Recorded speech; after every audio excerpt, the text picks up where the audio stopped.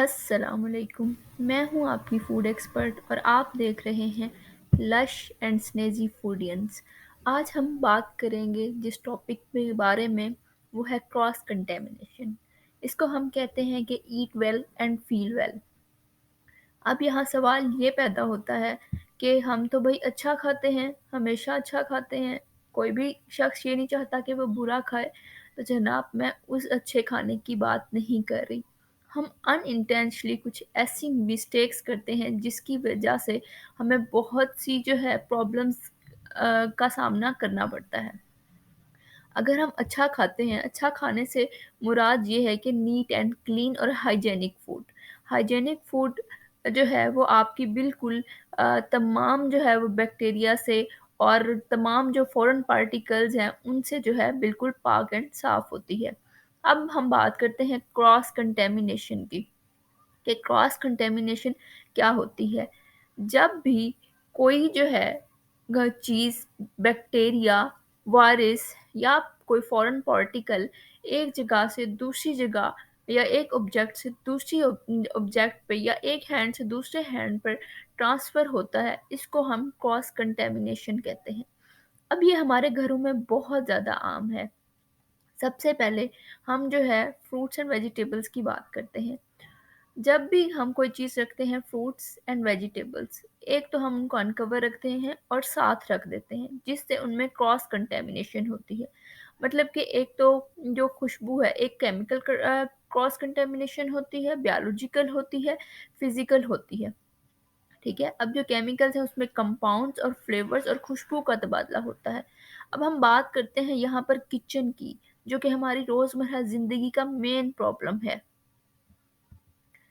Kitchen में जनाब हमारी माएँ कुछ ऐसी प्रैक्टिसेस करती हैं जिसके बाद जो हमारी फूड है वो कंटेमिनेटेड हो जाती है। कंटेमिनेटेड से मुराद ये है कि वो उस पे बैक्टीरियल लोड, वायरस का लोड या दूसरा कोई फॉरेन पार्टिकल्स, उनका लोड बहुत ज़्यादा हो जाता है। जिससे या फिर हमारे हाथ गंदे हों, उससे वो कंटेमिनेटेड गंदी हो जाती है। ठीक है? जिससे वो डिफरेंट टाइप्स ऑफ डिजीज़ेज़ काज़ करती है।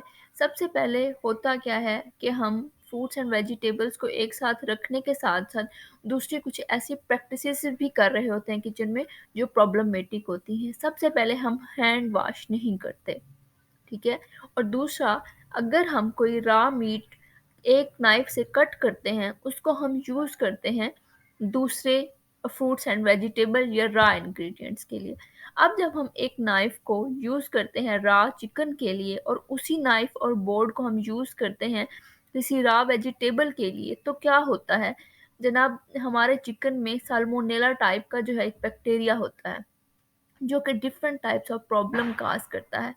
अब आपने चिकन तो कुक कर लिया, लेकिन आपने क्या किया, जब आपने वो नाइफ़ उससे कटिंग की एक और रॉ वेजिटेबल की, तो वो ट्रांसफ़र हो गया, क्रॉस कंटेमिनेशन कर गया आपके फ्रूट्स या फिर वेजिटेबल में, जिसको आपने कट किया बगैर धोए उस नाइफ़ को। इसी तरह से वो आपके हैंड्स पे भी ट्रांसफ़र हुआ। अब जो है, जब वो आपके हैंड पे ट्रांसफ़र हुआ, आपने डिफ़रेंट चीज़ों को, डिफ़रेंट यूटेंसिल्स को जो है हाथ लगाया। अब क्या हुआ कि वो एक जगह से दूसरी जगह ट्रांसफ़र हो गए। इसको हम कहते हैं क्रॉस कंटैमिनेशन, मतलब एक जगह से दूसरी जगह का ट्रांसफ़र होना, वो हमारी ही मिस्टेक्स की वजह से होता है। अच्छा, अब हम बात करते हैं हमारी फ्रिज की। अब फ्रिज में हम क्या करते हैं कि सारी की सारी वेजिटेबल्स, सारे के सारे फ्रूट्स, दूध, दही, इस तरह की चीज़ें बिल्कुल ओपन छोड़ देते हैं। उससे क्या होती है, इनमें कंपाउंड्स की क्रॉस कंटैमिनेशन होती है और सम टाइम वो जो कंपाउंड्स हैं कार्सिनोजेनिक कंपाउंड्स की शक्ल इख्तियार कर जाते हैं। अब जो कार्सिनोजेनिक कंपाउंड है वो मेन काज़ ऑफ कैंसर है हमारा। अब जब कैंसर का हम लोग कहते हैं कि नहीं, हम तो अच्छा खा रहे थे, डाइट भी प्रॉपर ले रहे थे और ये सारा कुछ कर रहे थे, लेकिन फिर भी हम डिज़ीज़ेज़ को फ़ेस कर रहे हैं, तो भई फूड का तो कोई रोल ना हुआ। हमें पता ही नहीं है कि हम किस तरह की छोटी-छोटी गलत मिस्टेक्स करके जो है अपने लिए प्रॉब्लम काज़ कर रहे हैं। अब इनसे डिफरेंट बैक्टीरिया भी एक दूसरे में ट्रांसफ़र होते हैं। इसी तरह आप घर में देखें कि जब आप जो है वाटरमेलन को रखते हैं, तो उसकी सारी की सारी स्मेल फ्रिज की दूसरी चीज़ों में फैल जाती है। तो इससे क्या होता है, आपके कार्सिनोजेनिक कंपाउंड्स जन्म लेते हैं। जब आप उन चीज़ों को कंज्यूम करते हैं तो वो डिफरेंट टाइप ऑफ डिजीज़ेज़ जो है क्रिएट करते हैं। इसी तरह से इस तरह की चीज़ें फूड पॉइज़निंग की भी मेन वजह बनती हैं। अब इसके लिए जो है हमें क्या करना चाहिए? एक तो जब मैं आपको यहाँ बताती चलूँ, जो साल्मोनेला है वो क्या करता है? वो आपकी फूड पॉइज़निंग कॉज़ करता है। वो 6 टू 7 डेज़ के अंदर-अंदर जो है आपकी बॉडी में डिफरेंट किस्म के इन्फेक्शन ब्रेकआउट करता है। ये हर इंसान की अपनी कैपेबिलिटी होती है कि वो कितना जो है टाइम में उसकी बॉडी में जो है अपना असर दिखा दे। ठीक है?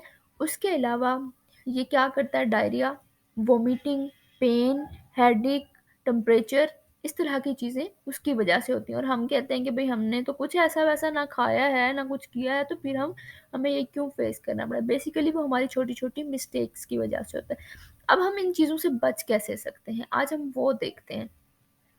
हम इस तरह से बच सकते हैं, सबसे पहले तो हम फ्रिज में जितनी भी चीज़ें रखें, उनको लिड लगा के रखें, उनको कवर अप करके रखें।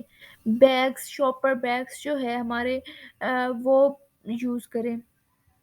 उसके अलावा हम इस पे लिड्स जो है आजकल के प्लास्टिक लिड्स मिल जाते हैं कि वो डिफरेंट से जार पे बिल्कुल एडजस्ट हो जाते हैं, वो लगाने चाहिए ताकि इनमें क्रॉस कंटेमिनेशन ना हो।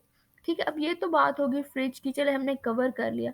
अब हम जो है वो उस कंटेमिनेशन की बात करते हैं। अब आपको जार जो है वो डिफरेंट टाइप के जब मिलेंगे और आप रखेंगे चीज़ों को, तो ये चीज़ आपके लिए बहुत ज़्यादा बेनिफिशियल होगी और बहुत ज़्यादा तकरीबन 90% तक आपकी क्रॉस कंटेमिनेशन के चांसेस कम हो जाएँगे। इसी तरह से हमारे बैक्टीरिया और वैसे वायरसेस के भी चांसेस कम हो जाएँगे कि वो ट्रांसफ़र हो हमारी बॉडी के अंदर। अब जो है यहाँ पे हम बात करते हैं कि मज़ीद हम किस तरह से इन चीज़ों को कवर अप कर सकते हैं। हम हैंड वॉश करके और जब भी हम कोई यूटेंसिल्स या बर्तन यूज़ करें, फ़ौरन से उनको धो के रख दें और दोबारा जब हमने किसी चीज़ के लिए यूज़ करना हो तो न्यू सिरे से यूज़ करें। अगर हम एक चीज़ कट कर रहे हैं स्पेशली चिकन या रॉ मीट या फ़िश कोई भी नाइफ़ के साथ, तो हमारे ऊपर लाज़िम है कि वो हम नाइफ़ दोबारा यूज़ ना करें किसी और चीज़ के लिए। तो इस तरह छोटी-छोटी प्रैक्टिसेज़ से हम डिफ़रेंट जो है बीमारियों से बच सकते हैं और ख़तरनाक बीमारियों से भी बच सकते हैं, जैसे कि कैंसर टाइप, जो कि कार्सिनोजेनिक कंपाउंड्स की वजह से ही हमारे अंदर पैदा होती हैं। तो जनाब, हम आज का था हमारा ये टॉपिक, उम्मीद करती हूँ कि आपको पसंद आया होगा। Thank you very much. इस तरह की वीडियोज़ देखने के लिए मेरे चैनल को सब्सक्राइब करें और लाइक का बटन दबा दें। Thank you.